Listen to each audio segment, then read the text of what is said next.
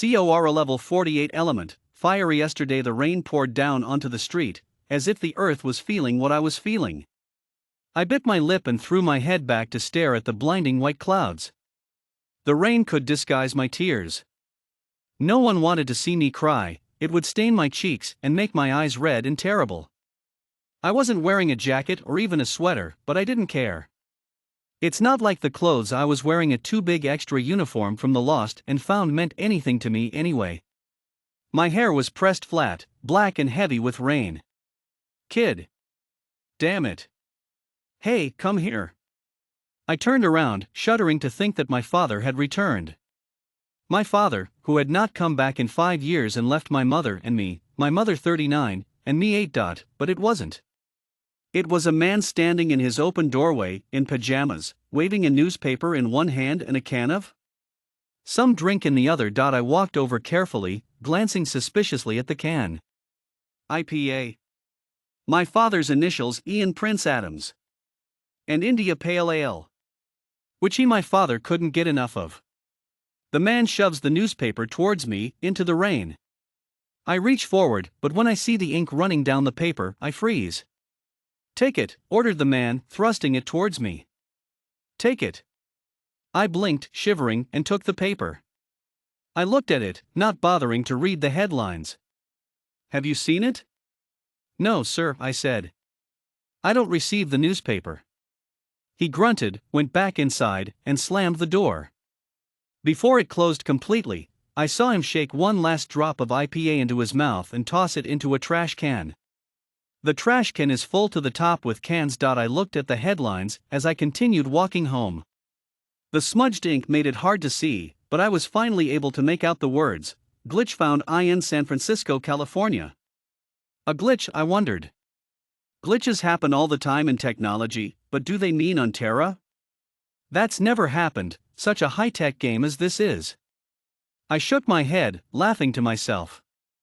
Fake news, probably. When I got home, I threw the newspaper into the trash. My mother was at work. She worked 24/7 and practically only slept for 2 hours every day, and the weekends. I never saw her. Like that mattered, she was a robot. My real mother had no idea I was even on Terra. I went to my room to look up glitches in game Terra. Scrolled down. Nothing. I tried to ignore the paper, which I saw every time I went downstairs. I tried to forget about the glitch in SF, which was not far from where I was in Oakland. Damn it. I can't forget? I didn't have my mother to tell, so I needed to figure it out myself. I had lots of money, 71,281 coins to be exact. But it wouldn't be enough to last forever. My mother made the money in our family, and even then it was barely enough. I had to resort in selling things I found or made and keeping on the top of my class. She only gave me a coin a week though. Kept the rest for herself. I shook my head. I can do just fine by myself. I'll take the. I glanced at my watch. 6:30, I'll take the 7 o'clock bus to San Francisco. I didn't bother leaving a note for my mother, she was a robot, and she wouldn't care. Robots don't have feelings. They're stupid, programmed to be predictable. Unlike real humans, who are never truly understood by anyone. Now I wear a cloak that covers my whole body and my head. The shadow falls across my face, so I'm good as invisible. My invisibility is terrible, so I'll have to pay for the bus. Unless I could kill everyone on it? No. I don't want to be hunted by the police or anyone. I will pay. I'm bringing everything I own with me, which will definitely drain my energy. But I will have plenty of time to rest. It's not like I'm going to do something in San Francisco, just see the so-called glitch. Maybe it's a one-time thing that'll boost my level. When I walk out into the rain, I feel a burst of excitement. It almost makes me laugh. I walk down my street, towards the bus stop at the end of the block. Cora. Crap. Cora, where are you going? I whirl around, feeling my eyes widening. In front of me stands my neighbor, Peter, waving his arm vigorously. He's soaking. Peter. I reply nervously. What are you doing? What are you doing? He says, laughing. Peter, of all people.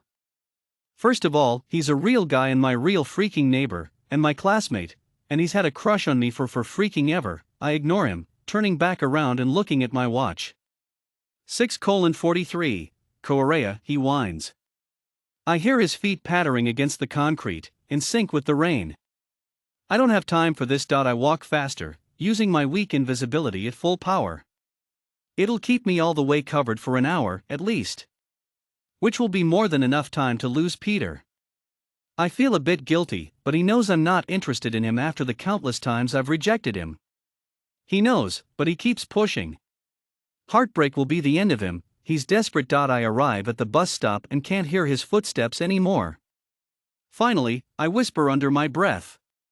I release the invisibility, letting out a sigh. As the bus rolls up, the first thing I see in San Francisco is the Earth.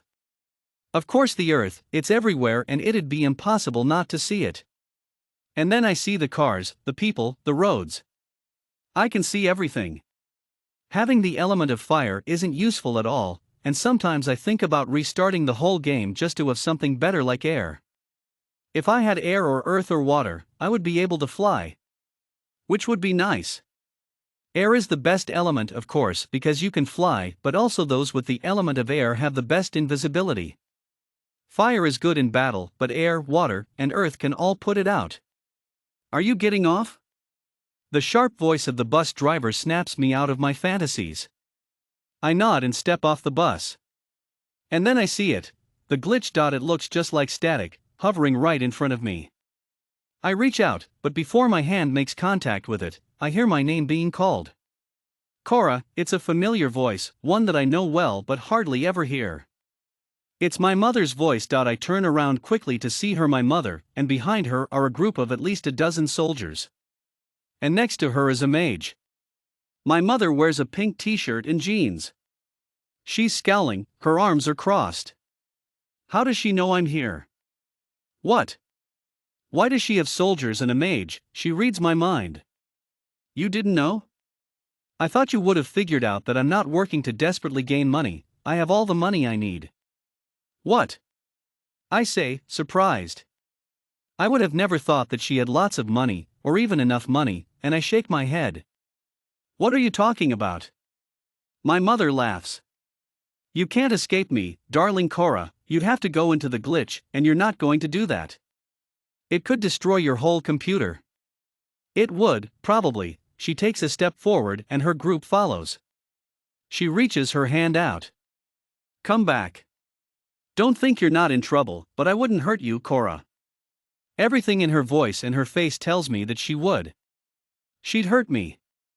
No, I whispered. I dive backward, into the glitch. The surprise on my mother's face causes me to smirk, even though my computer might be destroyed. The things I would do to spite a robot. When I swim deeper into the glitch, I see other players. The deeper I go, the more people there are. No one I know though, until Cora. Peter, the one time I'm glad to see him, when I'm stuck in a glitch and my robot mother is trying to kidnap me. Cora, look, he whispers, spinning me around and pointing. I follow the line his finger points to. Beyond the people swarming by, beyond the blue and purple and white and yellow pixelated colors of the glitch, is the sky. The sun is going down, the clouds are drifting past. It's the loveliest thing I've ever seen. It's not the world of Terra that I left though, it's something bigger than that. It's the world made by the glitch.